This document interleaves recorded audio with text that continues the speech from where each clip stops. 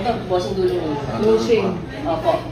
Pagkatapos po, ang mangyayari, we will open the ear number, yung chat-chat, with main. Kasi parang, Sa dulo yan. opo. So kayo po, naka-standby kayo sa backstage right.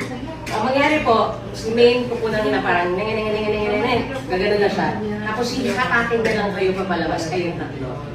Tapos yun, di ba, yung may gano'n lang yun, di ba? So, anong trip yung gawin dun sa part na yun? Tapos sasamahan lang po kayo ng hosts, going towards center po. Yun lang po. Okay. Ano nga yun? Hindi, hindi, ah.